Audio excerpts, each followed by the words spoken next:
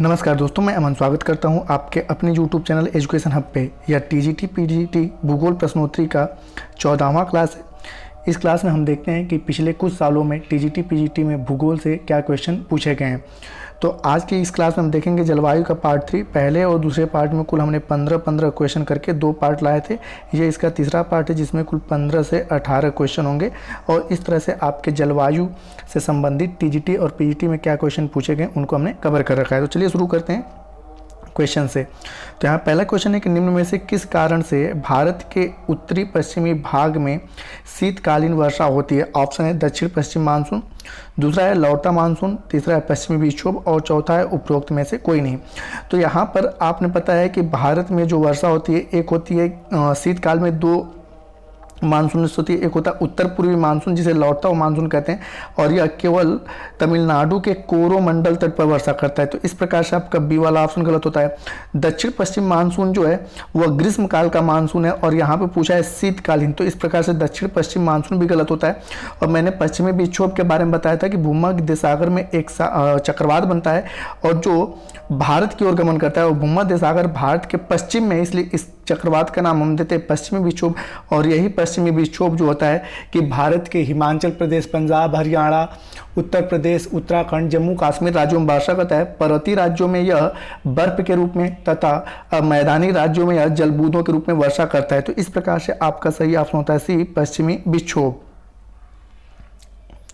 अगला क्वेश्चन है कि जाड़े के दिनों में भारत के उत्तर पश्चिमी भाग में वर्षा होती है। ऑप्शन है तूफानों से, उष्णकटिबंधीय झंझावातों से, या लौटते हुए मानसून से, या पश्चिमी प्रतिरोधों से। तो यहाँ पे विक्षोभ को प्रतिरोध लिखा है और इसको मैंने अच्छे समझा रखा है। तो यहाँ पे विक्षोभ को प्रतिरोध लिखा है, तो इस प्रकार से आपका सही ऑप्शन होता है डी कि पश्चिमी प्रतिरोधों से।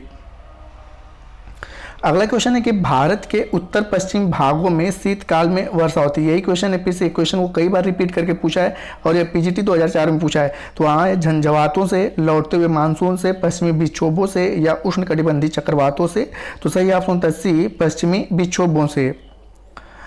अगला क्वेश्चन है कि उत्तर भारत में शीतकालीन वर्षा किन कारणों से हुई। उत्तर भारत वही उत्तर पश्चिम भारत का है या उत्तर भारत का है, ठीक है। आपके भारत का जो उत्तरी क्षेत्र है तो उसी के बारे में पूछा है कि किन कारणों से होती है। तो ऑप्शन है उत्तर पूर्वी मानसून से, दक्षिणी पश्चिमी मानसून से, लौटा हुआ मानसून से, या पश्चिम से आने वाले चक्रवात से। तो मैंने आपको बताया यहाँ पे पश्चिम से आने वाला चक्रवात, क्योंकि भूमध्य सागर में जो चक्रवात बनता है और वह भारत की ओर गमन करता है तो इसे हम पश्चिमी विक्षोभ या प्रतिरोध कहते हैं। तो इसे हम कह सकते हैं एक प्रकार का चक्रवात है, तो पश्चिम से आने वाले चक्रवात से। अगला क्वेश्चन है कि निम्नलिखित कथनों पर विचार कीजिए तथा नीचे दिए गए कूट से सही उत्तर चुनिए। तो कथन है कि शीतकाल में उत्तरीय भारत में शीत लहरें आती हैं, तो बिल्कुल सही है, क्योंकि पश्चिमी विक्षोभ से जो लहरें आती हैं वो क्या होती हैं, ठंडी होती हैं। तो सही है बिल्कुल आपका। और दूसरा कह रहा है कि शीत ऋतु में पश्चिमी विक्षोभ के कारण हिमालय में भारी हिमपात होता है। तो मैंने आपको बताया था कि जो भी पहाड़ी राज्य जैसे जम्मू कश्मीर, ठीक है, हिमाचल प्रदेश, उत्तराखंड का कुछ इलाका, इन सारे राज्यों में जो होता है वर्षा जो होती है वह हिमपात के रूप में होता है। और मैदानी के जैसे कि हरियाणा हो गया, पंजाब हो गया, दिल्ली हो गया, उत्तर प्रदेश हो गया, और यह बिहार के पटना तक वर्षा करता है। तो बिहार के पटना तक जो मैदानी राज्य है वहां पर यह जल बूंदों के रूप में वर्षा होता है, और पहाड़ी इलाकों में जो होता है वहां पे हिमपात के रूप में वर्षा होता है। तो इस प्रकार से आप देख पाओगे कि ए और आर दोनों सत्य हैं और आर ए की सही व्याख्या करता है।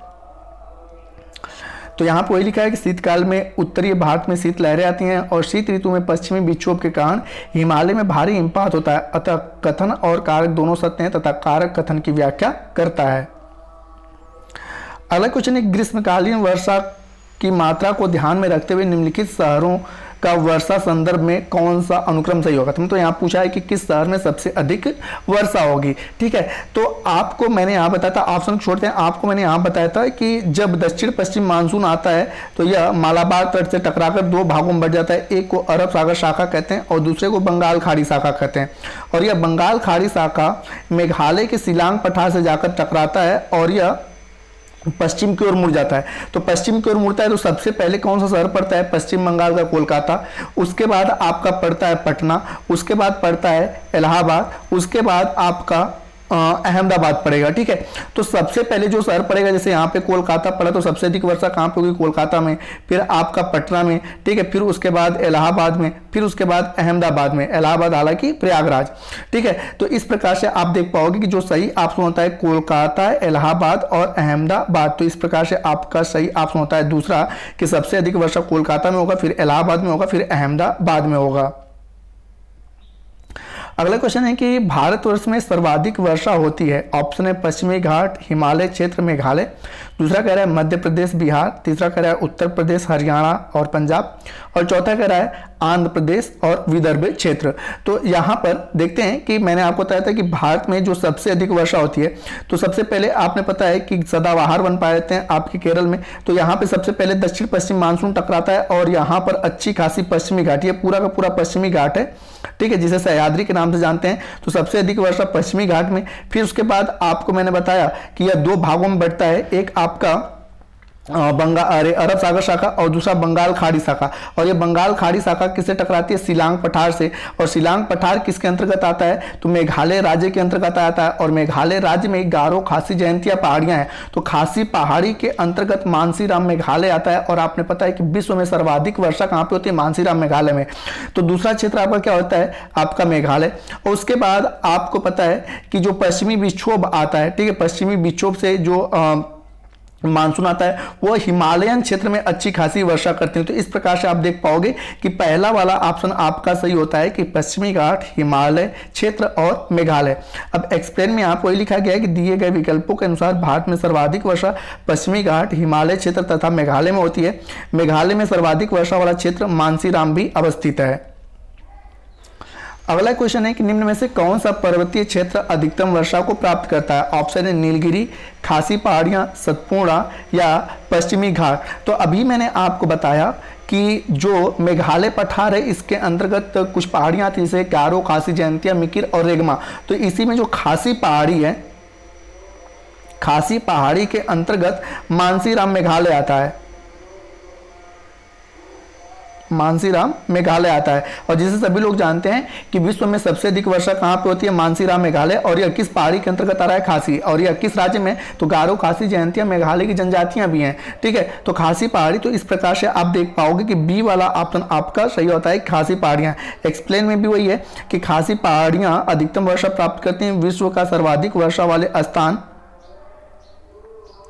मानसीराम एवं चेरापूंजी इसी पहाड़ी के अंतर्गत स्थित हैं। अगला क्वेश्चन है कि ग्रीष्म ऋतु के दौरान कर्नाटक में तड़ी झंझा से होने वाली वर्षा को क्या कहते हैं। तो यहाँ पे होता है कि जब ग्रीष्म ऋतु में बहुत तेजी से बिजली चमकता है और उस दौरान जो कर्नाटक में वर्षा होती है उसे किस नाम से जाना जाता है। ऑप्शन है उद्यान वृष्टि या चेरी ब्लास्म या काल बैसाखी या मैंगो शावर। तो यहां पर होगा कर्नाटक में जो तड़ी झंझावाट वाली वर्षा होती है उसे हम लोग चेरी ब्लास्म के नाम से जानते हैं। काल बैसाखी कहां पे चलता है, तो ग्रीष्म ऋतु में पश्चिम बंगाल में बैसाखी के समय में जो गर्म हवाएं चलती हैं ना, उसी को, मतलब कि ग्रीष्म ऋतु में जो गर्म हवाएं चलती हैं और बहुत तेजी से चलती हैं उसे काल बैसाखी कहते हैं। और केरल राज्य और कर्नाटक के सटे हुए कुछ क्षेत्र जो केरल से सटे हुए हैं, और तो उन राज्यों में, ठीक है, जैसे ही आम का फल आता है, ठीक है, आम का जो फल आता है तो वह फल जब आता है उसके बाद जो बड़े होते हैं तो उनको पकने के लिए, आपने पता है कि फलों को पकने के लिए वर्षा की आवश्यकता होती है। तो जो वर्षा होती है उस समय, तो उससे क्या होता है कि मतलब केरल राज्यों में अच्छे खासे आम पक जाते हैं। तो इसे हम लोग मैंगो शावर या आम्र वर्षा के नाम से जाना जाता है। तो यह भी दक्षिण भारत में भी होता है। तो अगर पार्टिकुलर राज्य का नाम पूछे तो केरल हो जाएगा। और चेरी ब्लास्म कहां पे है, कर्नाटक में। काल बैसाखी कहां पर है, पश्चिम बंगाल में। तो यहां पे पूछा है कि कर्नाटक में तड़ी झंझावाट होने वाली वर्षा को क्या कहते हैं, तो चेरी ब्लास्म कहते हैं। एक्सप्लेन में देखते हैं, तो ग्रीष्म ऋतु के दौरान कर्नाटक में तड़ी झंझा से होने वाली वर्षा को चेरी ब्लास्म यानी कि फूलों वाली बौछार कहा जाता है। जबकि दक्षिण भारत में होने वाली पूर्व मानसून बौछार को स्थानीय तौर पर आम्र वर्षा या मैंगो शावर कहा जाता है, क्योंकि इससे आम जल्दी पक जाते हैं।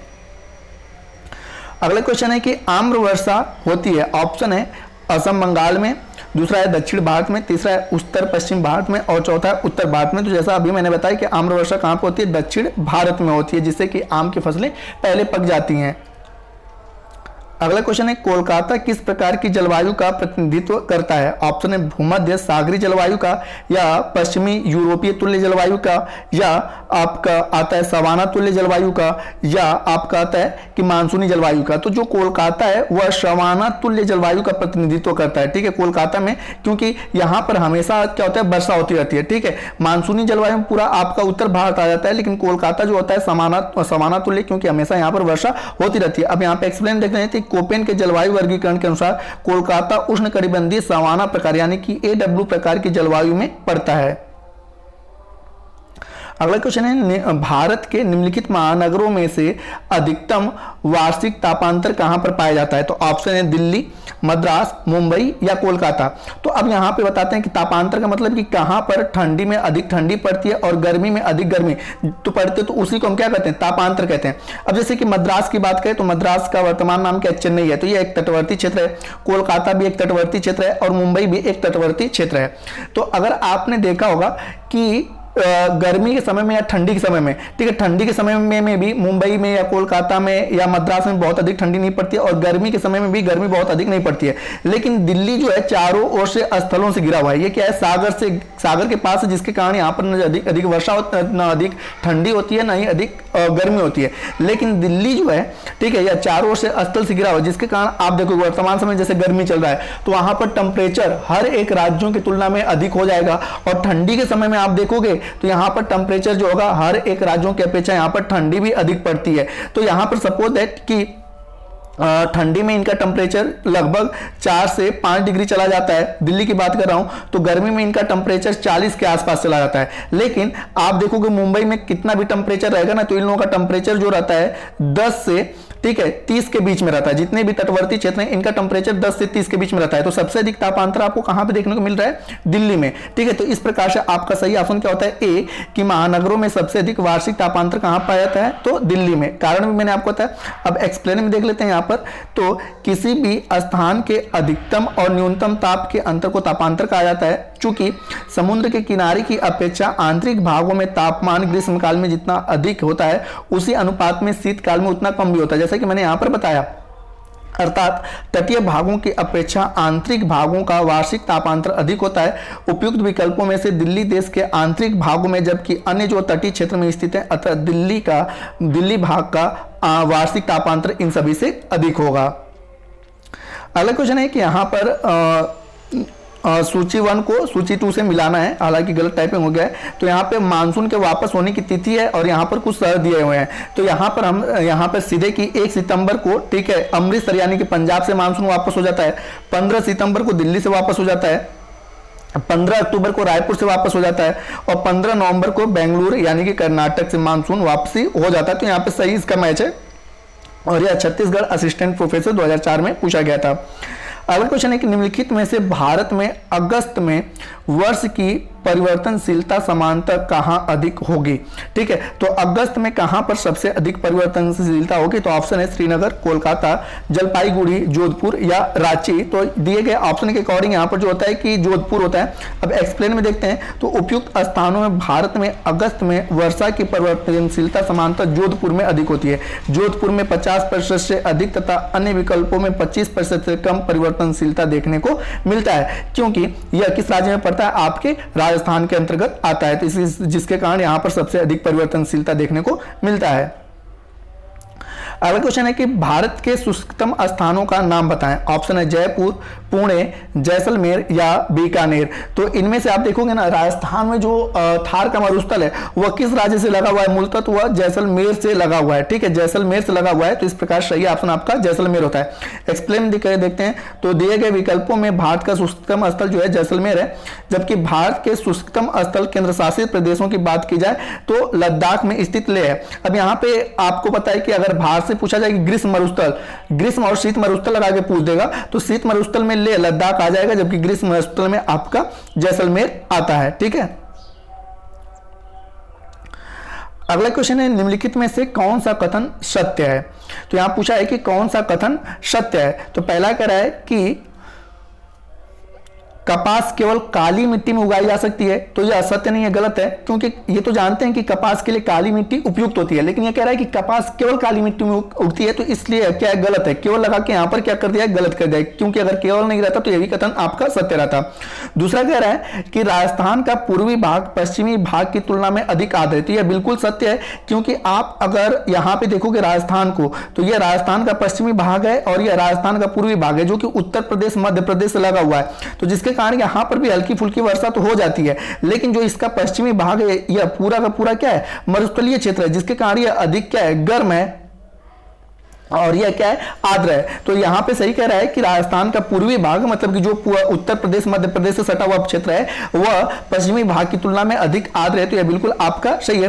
अगला कह रहा है कि तमिलनाडु की जलवायु पश्चिमी विक्षोभ के प्रभाव को दर्शाती है, तो यह बिल्कुल गलत है, क्योंकि मैंने बताया था कि जो पूर्वी मानसून है वह शीतकालीन मानसून है और यह तमिलनाडु के कोरोमंडल तट पर आता है और यह तमिलनाडु जो है दक्षिण भारत में, जबकि पश्चिमी विक्षोभ केवल और केवल वर्षा कहां पर करती है, उत्तर भारत में वर्षा करती है, तो जिसके कारण यह भी आपका गलत होता है। और अगला कह रहा है कि राजस्थान का पूरा रेगिस्तान रेतीला रेगिस्तान है, तो यह भी गलत है, क्योंकि पूरा राजस्थान रेतीला नहीं है, वहां पे कुछ क्षेत्रों पर मानव आबादियां रहती हैं और खेती भी करती हैं। तो इस प्रकार से पूछा गया है कौन सा कथन सत्य है, तो आपका बी वाला ऑप्शन सही होता है। तो यहां पर इसको एक्सप्लेन किया गया है, तो देखते हैं कि राजस्थान का पश्चिमी भाग अधिकांशतः शुष्क और बंजर है, यह मुख्यतः थार रेगिस्तान को समाहित करता है। यह भाग अल्प वर्षा उच्च तापमान एवं निम्न आर्द्रता वाला है। दूसरी ओर राजस्थान का पूर्वी भाग तुलनात्मक रूप से अधिक आर्द्र जलवायु क्षेत्र के अंतर्गत आता है। अगला क्वेश्चन है कि राजस्थान बहुत कम वर्षा होती है, क्योंकि मतलब राजस्थान में बहुत कम वर्षा होती है, इसका कारण क्या है। तो पहला कह रहा है कि यहाँ बहुत गर्मी होती है, तो ये कोई सही स्टेटमेंट नहीं है। दूसरा कह रहा है कि यहाँ पानी उपलब्ध नहीं है और इसलिए हवाएं शुष्क चलती हैं, ये भी सही नहीं है। अगला कह रहा है कि मानसून इस क्षेत्र में पहुंचने में असफल रहता है। मानसून तो पहुंचता है, जैसे आपने पढ़ा होगा मानसून के बारे में, तो अरावली से लग के मानसून तो पहुंचता है, तो यह भी आपका गलत है, क्योंकि मानसून पहुंचता है लेकिन कारण कुछ और है, जिसको देखते हैं। तो हवाएं किसी भी प्रकार की बाधाओं के संपर्क में नहीं आती, जिसके कारण से उन्हें ठंडा होने के लिए आवश्यक ऊंचाई प्राप्त नहीं होता है। तो सही कौन सा है, तो यही वाला, क्योंकि आपने पता है कि यहाँ पे अरावली पर्वत है और जो अरब सागर शाखा जाती है तो यह इसके अरावली के समानांतर निकल जाती है, जिसके कारण इसे टकराने के लिए कोई अवरोध नहीं मिलता है और सीधे कहां से जाके टकराती है, हिमालय से, तो जिसके कारण राजस्थानीय क्षेत्रों में वर्षा नहीं हो पाती है। तो आपका सही ऑप्शन क्या होता है, डी वाला, कि हवाएं किसी भी प्रकार की बाधाओं के संपर्क में नहीं आती हैं, जिसके कारण से उन्हें ठंडा होने के लिए आवश्यक ऊंचाई प्राप्त नहीं होती है। तो ये यहां पे समझाया गया है कि राजस्थान में बहुत कम वर्षा होती है, क्योंकि हवाएं किसी प्रकार की बाधाओं के संपर्क में नहीं आती हैं, जिसके कारण उन्हें ठंडा होने के लिए आवश्यक ऊंचाई प्राप्त नहीं हो पाता है।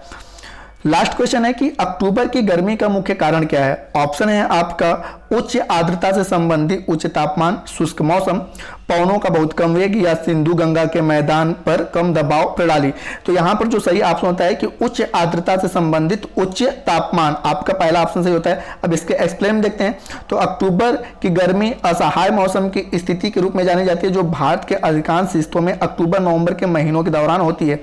इसका मुख्य कारण उच्च आर्द्रता से संबंधित उच्च तापमान होता है, अर्थात आर्द्र वातावरण में उच्च दबाव की स्थिति के साथ हवा का वेग बहुत कम हो जाता है, जो हमारे आसपास गर्म और आर्द्र स्थितियों की गर्मी की वृद्धि करता है।